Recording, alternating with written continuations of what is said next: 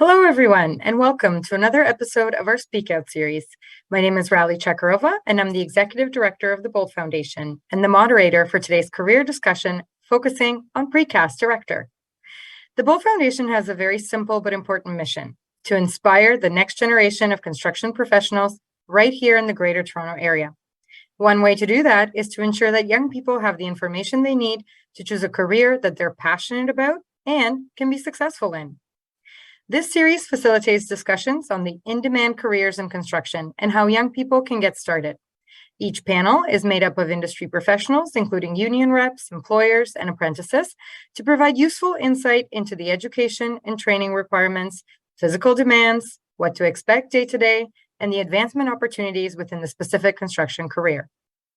I want to acknowledge and thank our series sponsor, RBC Future Launch, for their generous support of this important initiative to help close the information gap and get more youth interested in construction careers. Let's hear from our sponsors now. Hi, everyone. My name is Mark Beckles, and I'm the Vice President of Social Impact and Innovation here at RBC. Today, youth are the most unemployed age group in Canada, with almost 800,000 young Canadians not currently in employment, education, or training. Canada's skilled tradespeople that have long been the backbone of our economy are more critical than ever, and so is solving this sector's main challenges: the underrepresentation of women and immigrants, the need to double down on digital training, and the ongoing stigmas around trades careers. And while these challenges are significant, so are the opportunities.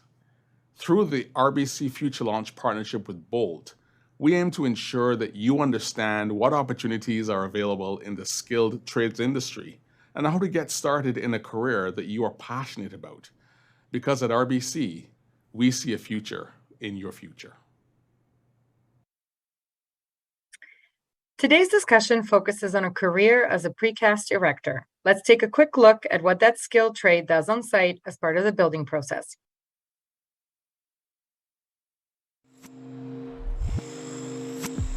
The first thing I do when I get on site in the morning, you look at what you have in stock for the panels, where they're going, and then you get your tools, take them to the place where they're supposed to be, and then we start off.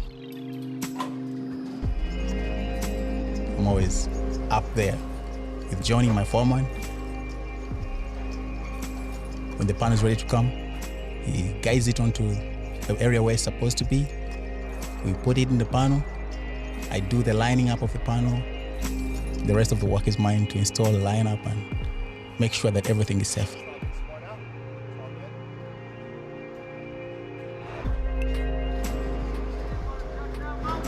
You must love what you're doing. You must have that urge every day that makes you ready to go. I need to account for what I do. It's about the pride I get in myself when I do something and everyone looks at it and say, wow, what a great piece of work.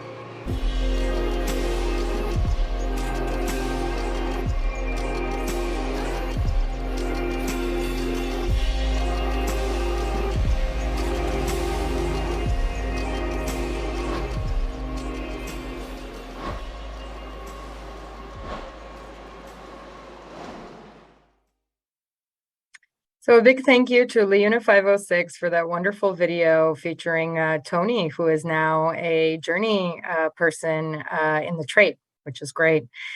Without further ado, let's meet our industry professionals today. Marissa, let's hear from you. Please tell us about your role, your organization, and how you got started in this career.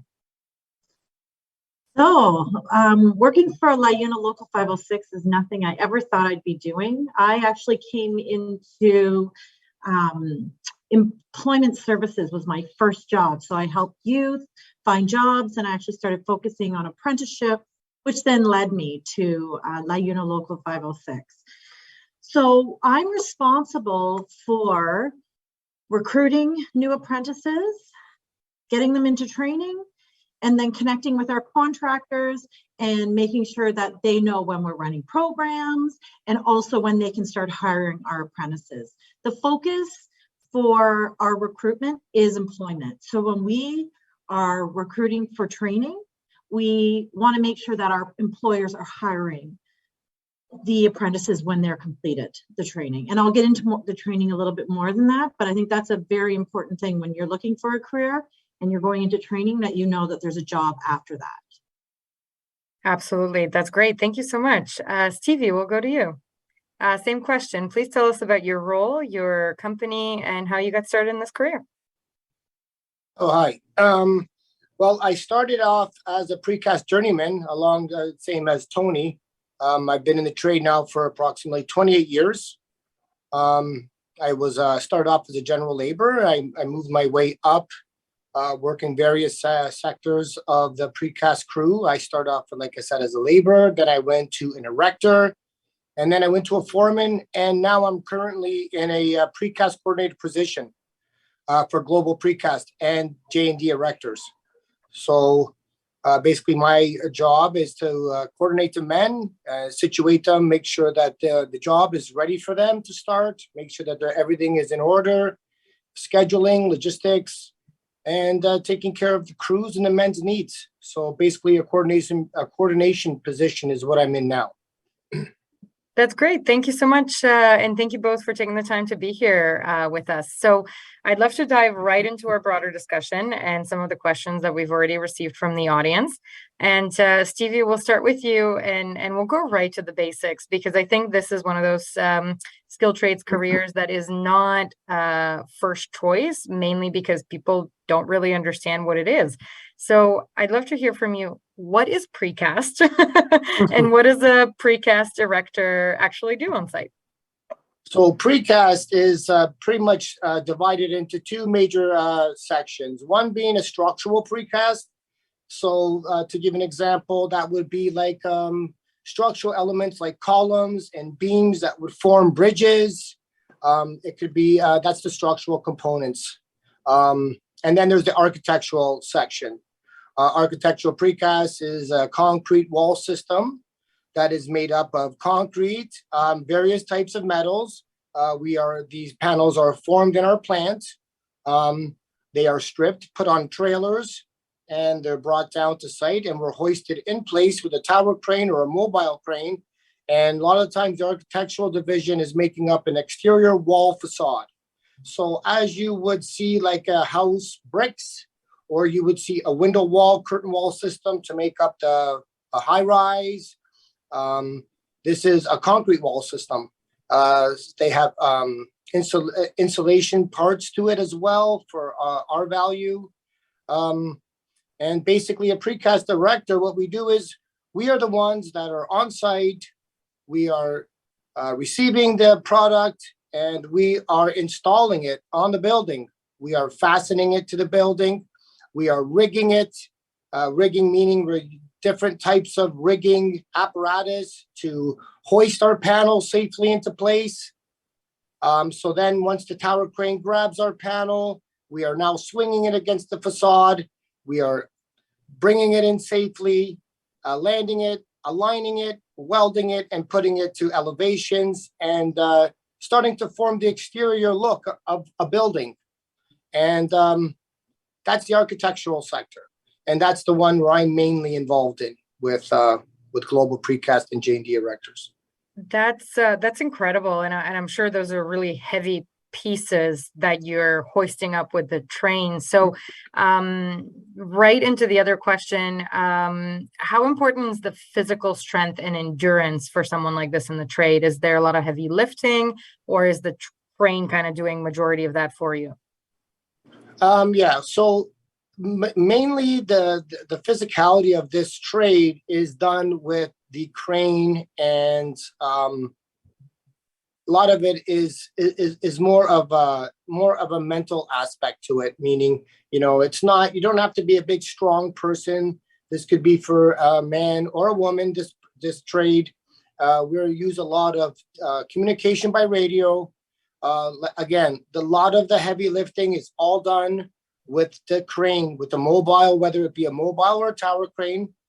These panels can come in weights exceeding 50,000 pounds, even greater at times.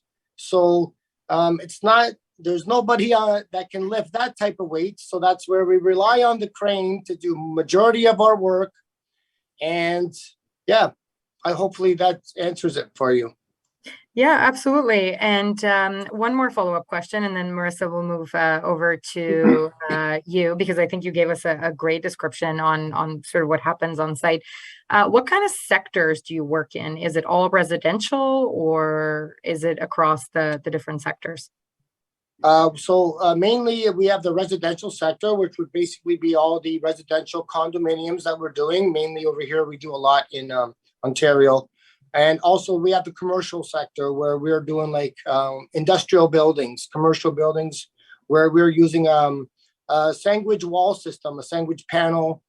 Basically, it's made of concrete insulation. Those panels are ranging from 8 feet as high as 50 feet. And they would be making up the facade of a commercial boxes, as you see in holding facilities and whatever other manufacturing companies which are required. So mainly two sectors, the commercial and the residential. That's great. Thank you so much. Marissa, let's change direction here and maybe start unpacking some of these terms that we've been using, like apprenticeship, like, journey person. So can you tell us what an apprenticeship is and how it works for this trade? So with the precast trade, so LiUNA does their apprenticeships backwards, to tell you the truth. A lot of people with apprenticeship, what they do is they find an employer, they get registered with the Ministry of Labor, and then they go to work. What we do is, because we work very closely with our employer partners, we train to the employer's needs. So the apprentices actually come in with us for the first 8 weeks. So they're at the local 506 training center for 8 weeks. We have an instructor that comes from the field. So someone who's worked in the field, has experience, knows all about precast, and they are teaching that person hands-on and also a lot of health and safety. This industry is an industry that people have to be aware. So that is a very, very important part of precast. So when they come in, we actually ask people to apply online. We do an interview, we do an assessment, and then they're there with us for 8 weeks. They finish, they actually sign into the local union, local 506, and then they go to work for places like J&D Erectors. That's great. And how long does it take for someone to then become a journey person as part of their apprenticeship? Well, it's supposed to take 5,000 hours. Precast is a lot of skills, and it's also based on the foreman. So it is a 5,000 hour apprenticeship, which is a long apprenticeship, but Steve can attest to this, that most people are making full rate around 3,000, 3,500 hours now. Oh, wow. That's incredible. And I love what you said, because in speaking with our employer partners that are precast companies, I know that they very much appreciate having apprentices that have completed the training at LiUNA, rather than just, starting off on site, asking questions like, what is precast? What is it that we do here? Yeah, and they have a lot of different equipment that we don't use in our other programs. So if they come through our construction craft worker program and they go out and work for a precast company, they're not going to know the different equipment and bolts. And Steve, maybe you can explain this a little bit more. I'm not very good at it, but anyway, they don't know it. And that's what the industry's feedback was, is that these people come to the job and they really don't know just basic things. So that's what we teach them. So they have confidence and they're a little more comfortable. Obviously, most of the training's done on the job. It is an apprenticeship, but if we can help the employers a little bit and help the apprentice, that's what we're here to do. Absolutely, with the basics as well. Steve, sorry, anything to add on this? Well, yeah, like Marissa was saying, what the apprenticeship program does is it makes the employer aware of the different types of materials that we use, the different types of fastening equipment. Precast it's a specialty trade, and there's a very small niche of manufacturers in Ontario here, and we all use similar different types of components in our panels, and a lot of the different connection details and the apparatus that restrains the panels against the building are all similar in the trade, but again, it's very unique to this trade. A lot of the hardware we manufacture ourselves. Of course, it's all engineered, but this apprenticeship program gets them used to what different types of components we're using, different types of steels, different types of bolts. It's a heavier grade of steel because, again, this is a lot of weight that we're dealing with. So that apprenticeship program also helps them just get, orientated with some different types of components that, like Marissa said, that you wouldn't find in other trades. That's great. And Steve, I'd love to stay with you here a little bit and talk about the hours of work. So what are the average hours during the day, during the week? If you can speak a little bit about that. Yeah, so if you're getting into this trade, one thing that I need to emphasize here is that, how it works on the field is, the hours of operation vary from daytime work to afternoon work. Now, that's very important. A lot of people with different types of situations in their families, some people are taking care of their grandparents and they need to be home at certain hours. One thing that is important to know about the hours here is that a lot of the times we are into an afternoon shift, meaning starting from 11 o'clock and finishing around the 7:30, even sometimes 8 o'clock at night. Reason being is a lot of the concrete trades have a usage of the tower crane during the day. So when we're on a condo, high rise, the concrete subs are using that tower crane during the day. We take usage of the tower crane once they're completed their concrete pours. That normally happens around between 3 and 4 o'clock.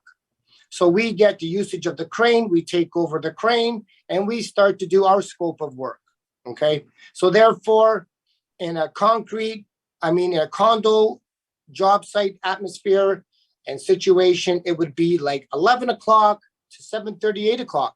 If we're on a commercial job, a lot of the time that's in the daytime, starting at 7 o'clock, being ready to go at 7, not showing up at 7:30. 7 o'clock, be ready on site, ready to work, right?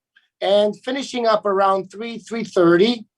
And so that's the hours. You're going to vary from a daytime shift and an afternoon shift. You must be prepared to do both. That's great, because I think that's also something that's particular to this trade, because a lot of the ones work, as you said, during the day shift, start early in the morning, be finished around, between 2 and 4. So that's great. Thank you for highlighting that. And how about working at heights and in all weather? What does that look like? So that's another very good point. Working at heights is, again, it's we have a great training programs the union offers in terms of working at heights. I think the union does a great job of teaching workers how to be safe, not only giving them the tools to be safe, but also the knowledge and also the training, which Leon is great at that. So we are working at some pretty extensive heights. Yep, we get, as Toronto's growing, the buildings are growing taller as well. We're doing a condo in Toronto, and I think that we're going to be superseding 90 stories. So it's not always that high, but you're going to have to be comfortable with definitely working at some heights. Absolutely. And if you're scared of heights, it's something that you just can't see yourself doing every day, being comfortable, this may not be the perfect fit for you. Absolutely. And I think that's what we're trying to be very clear about, so that you know whether or not this is something for you. And just lastly, about the weather, is there any weather conditions that work cannot move forward, or do you work, the crane is there, the material is there, so it goes up? No, well, so basically, it's kind of like this. If it's raining and it's a miserable day, 9 times out of 10, we are going to cancel that work. We don't want to put anybody in a dangerous situation with inclement weather. We also are welding these panels. So that being said, when we're welding these panels, inclement weather, extra moisture creates unsafe work for the welder as well. So rain, we tend to cancel that prior if we can. We try to watch, guys like myself are, paying close attention to the weather, and we're canceling those days off. In terms of wintertime, winds are punishing to this trade. So we are dealing again with heavy panels, and we are picking them up with a tower crane, and we're swinging them up at high altitudes, right? So if it's too windy, superseding winds that are gusting more than 45 kilometers, a lot of times it's unsafe to continue. And the crane operator most of the time will have the saying, sorry, guys, we tried, but it's unsafe and we have to shut it down. So we don't really work through anything. We also try to work as much as we can, but if it's unsafe, we stop all operations. And that is something I really want to underscore here, because it really does sound, and Marissa, you touched on this as well, the importance of safety and making sure that safety training is, of course, non-negotiable, but then keeping in mind all these different conditions and pieces to make sure that the work is as safe as it can be. And I did have one more follow-up question, and then Marissa, we're going to come to you for the most popular question, which is the money. So Steve, you did mention that these get welded on. Now, is the welding part also something that the Precast Erector does, or do you have actual welders that do that part of it? Yes. Yes. So basically the crew is kind of made up of 5 men, sometimes 6-man crews.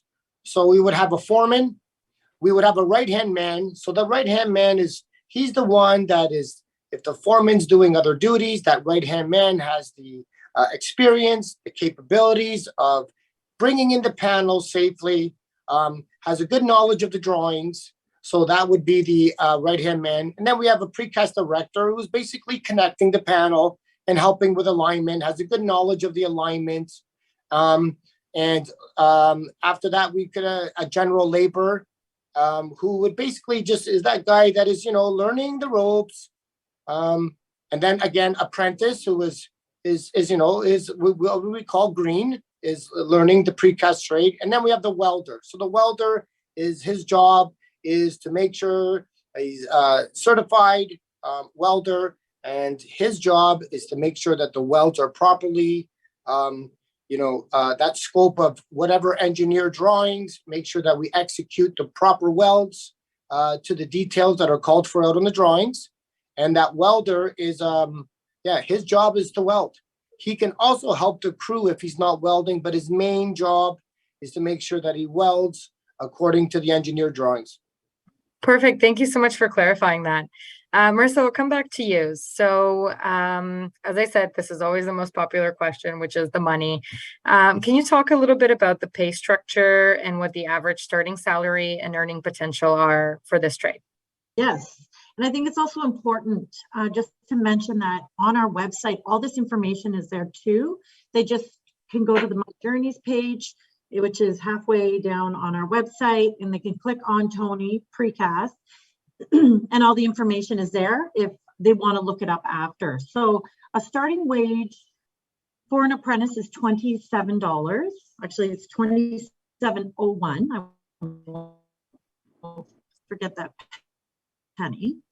And they go up every 800 hours. So it's the apprentice's responsibility to track their hours, and then when they're around 800, they let us know, or they let someone like Steve know, hey, I'm at this many hours, and then they get their raise to go up to the second term. It's also important to know that for construction, everyone gets a raise on May 1st. So this May 1st, they will get the increase that was negotiated. And I don't know what that is, but it is actually, no, it's not on our website yet. We will update it shortly for next year or for May.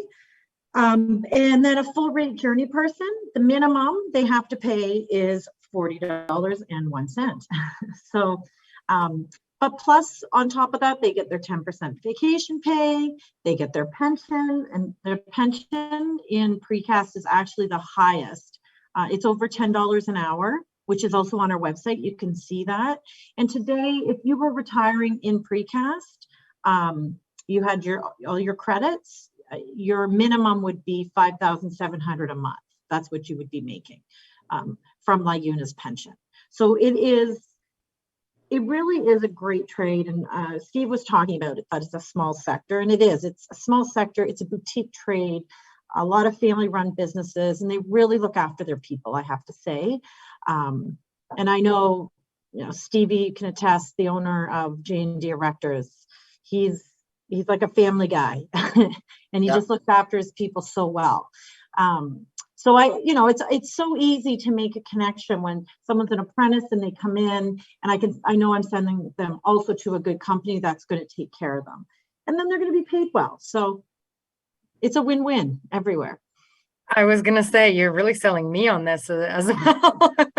That's a really great compensation package. And that, I think a lot of young people maybe are not thinking about pension, but that is a fantastic pension in a time when many private companies and other industries do not offer pensions as part of that. So that's great. Thank you so much for outlining that. Riley, I think it's also, I should also say, we have a defined benefit plan too, which is so important too. And defined pension, sorry, it's not a benefit, sorry, defined pension plan. So, all my friends have to save, all Steve's friends have to save, but we are saving every hour we work. It's going in there for us. And I think that's so important. Like, go enjoy your life. Because your money's going away for you automatically, and that is, to me, it's so important. Yeah, that's and I would say LiUNA is definitely known for their benefits and their pension plan in the industry, not just across the board. Thank you for clarifying that. Stevie, we'll come back to you because you're an employer. You said you've been in the business a little bit, a few years. 28 years now. That's right. So can you tell me what makes a successful apprentice in this trade? What do you look for when you are looking for new apprentices? And this is also another popular question. Do they need any experience as they get started? Well, I would say we don't need a lot of experience, but a little bit of a construction background is always good. It's not critical. We can teach you. I guess the first foot forward is a great attitude, and that one there is I need to emphasize a great attitude, because somebody with a good attitude can be taught, and we're willing to teach you. We're dying in this trade to get some new, young, or even middle age, it doesn't matter, people that are willing to want to really do something. Like, we're building beautiful buildings every day, Raleigh. I look back at it, I was blessed to be a part of some big projects over my time. I was also south of the border in Manhattan. I did some skyscrapers that were in excess of 100 stories. And you go back, and as you're driving around, and sometimes when I'm driving with my wife, I look around and I say, hey, I did that one. And she's like, wow, I can't believe that. That's amazing, and I built that one, and I was a part of that project, and I was a part of, building, certain components of Rogers Center and certain components of different, sporting facilities and stuff like that are nostalgic, that are never going to be going away, that you had a hand in making these projects. So a good attitude. And another thing is attendance. Attendance is critical. I say emphasize on attendance. It's so important to the foreman to have somebody that is going to be reliable, someone that they can count on, that's going to come every day. Everybody comes up with certain, problems and stuff along the way, but to try to make it and make a conscious effort to be at work every day is critical. And it's so important to the foreman. And when he sees an eager person ready with a good attitude, those people normally are successful in this trade.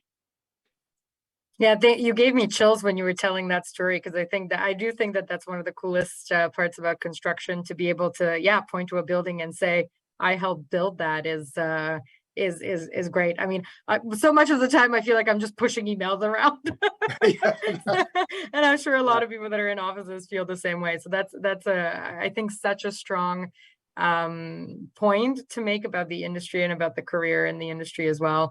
And those foundational skills that you mentioned, I think a lot of people are intimidated that they need technical skills and, lots of experience. But what you just said is, show up, bring a good attitude, and be willing to learn. Like that's not too much. That's basically the main tools we need. That's what we're looking for. We can teach the other stuff, and the apprenticeship program through Leona does a great job. Like I said, attitude and attendance for me is very important.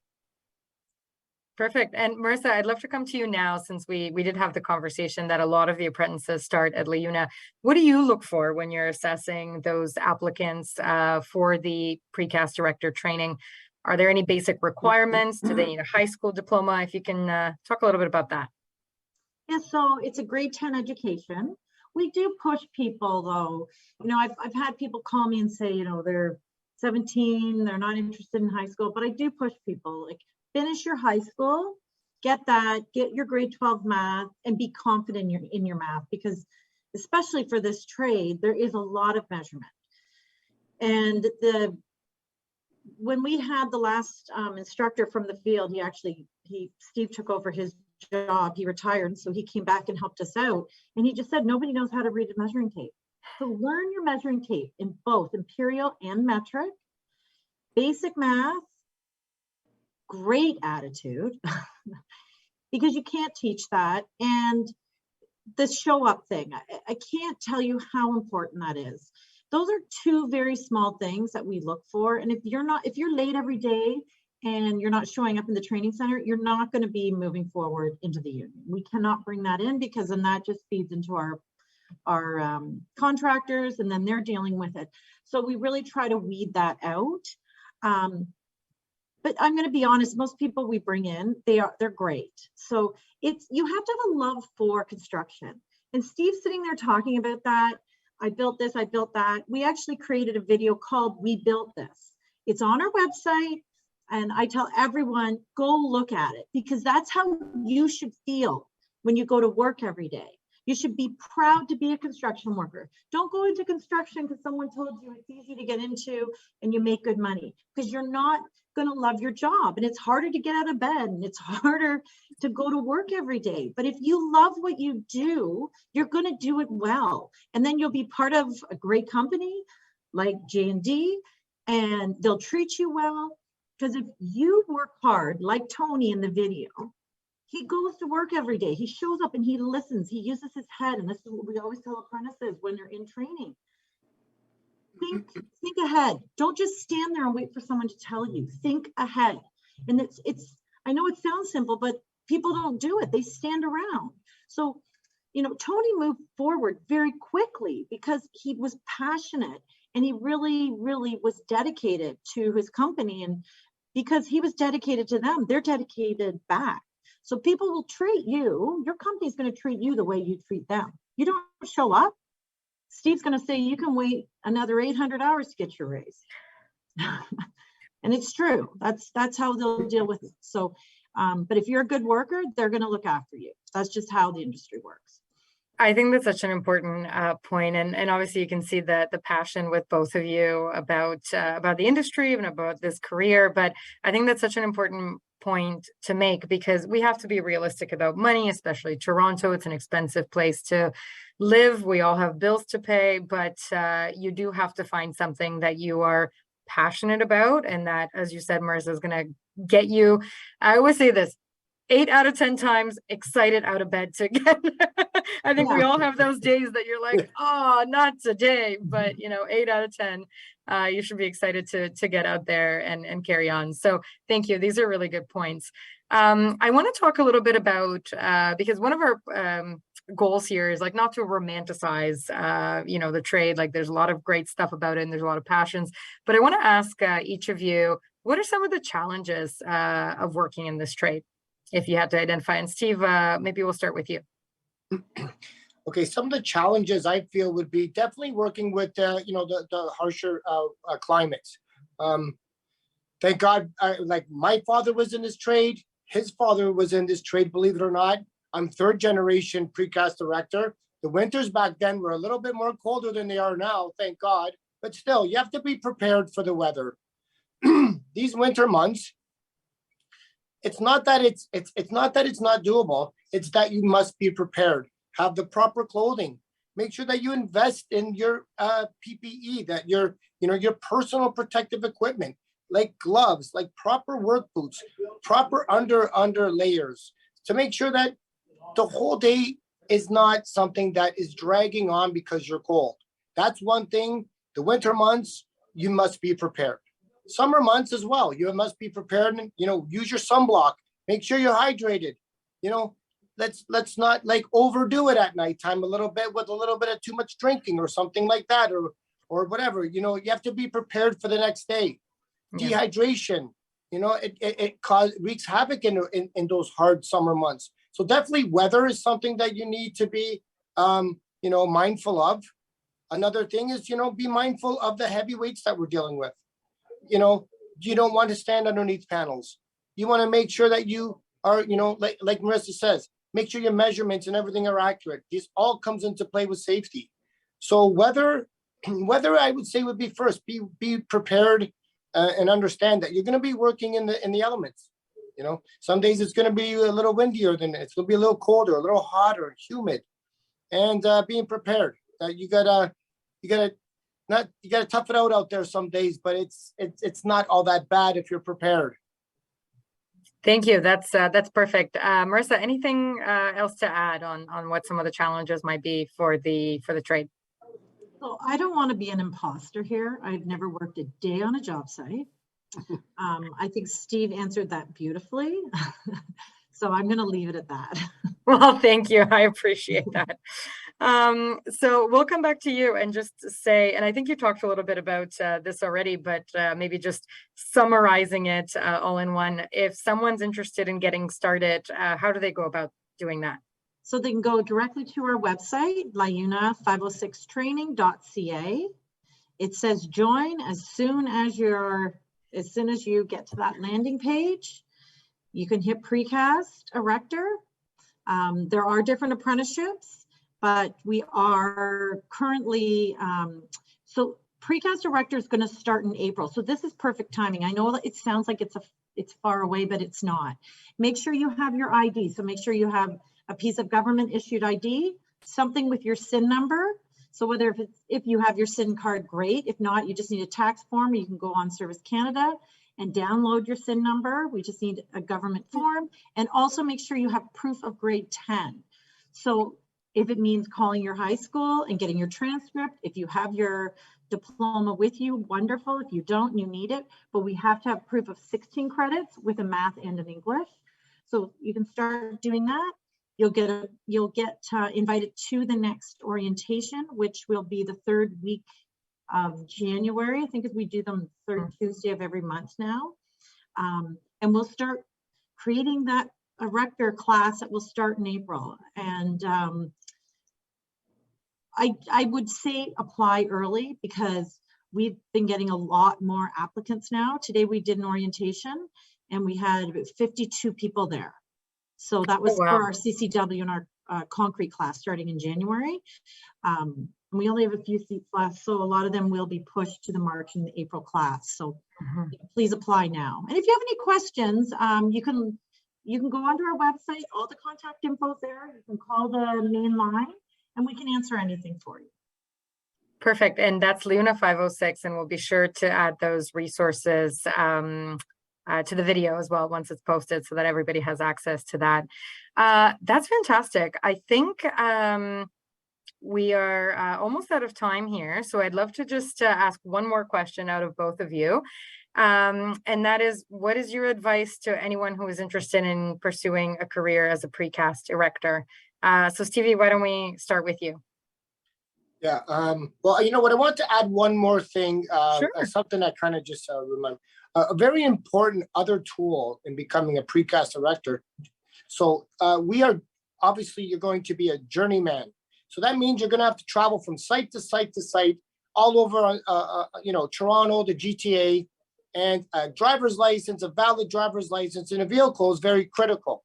You can get by in starting off using public transportation until you maybe save up some money, but eventually another critical tool is going to be a valid driver's license in a vehicle. Okay, because you're going to need to get to job site to job site. So I forgot about that. Sorry, I wanted to just make sure that I added that in there. That's a very good point. Yeah. Thank you. Okay. Yeah. And sorry, can you repeat that question again? Because I was Absolutely. with that. What is your advice to anyone who is interested in pursuing a career as a precast director? My advice would be, like I said, get your driver's license. Be serious. Get the proper PE.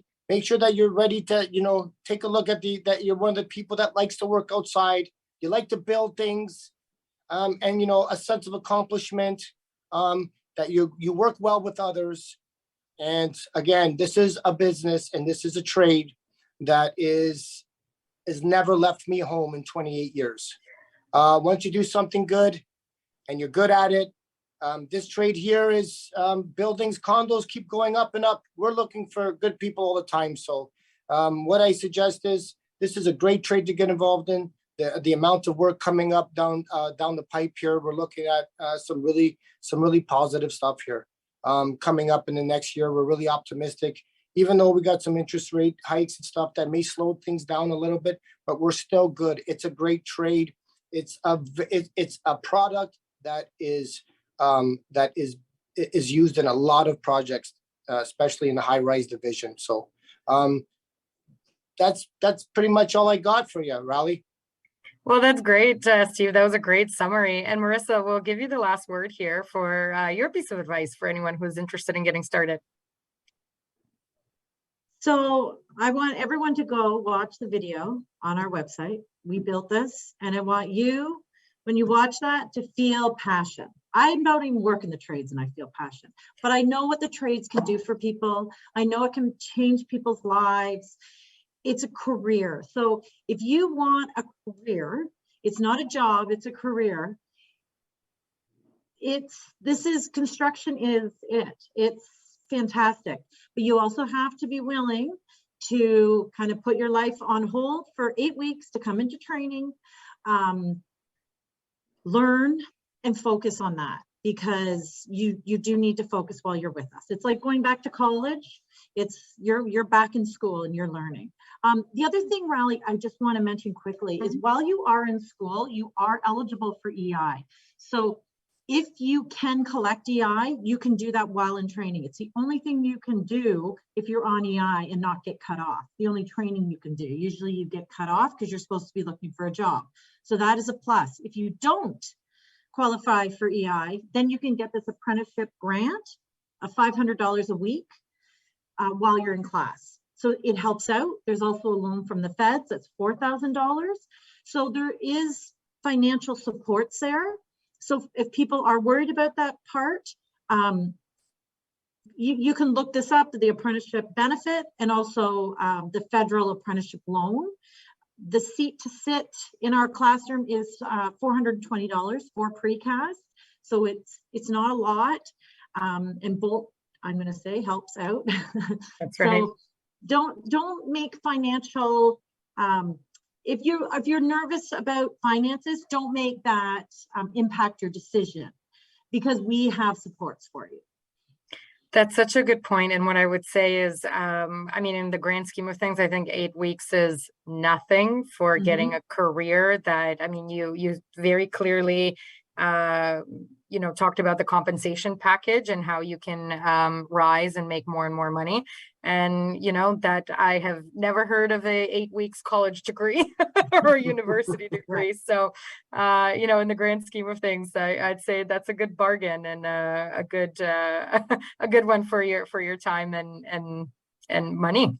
So thank you both so much. This was wonderful conversation. I'm so thrilled that you were able to join us today. It is all the time that we have for today. So thank you, all of you, for joining us. And be sure to keep an eye out for our next episode that will come out in January, talking about career as tile setters. A recording of this discussion will be posted on Bolt's YouTube channel, as well as the SpeakOut page on our website, boltonline.org. I want to once again thank our industry panel for taking time out of their very busy days. I'm sure Steve is going right back outside to make sure everything is done. And thank you both so much for sharing your insights, experience, and advice. Thanks, everyone. Thank Thanks, you. Raleigh. Thanks, Raleigh.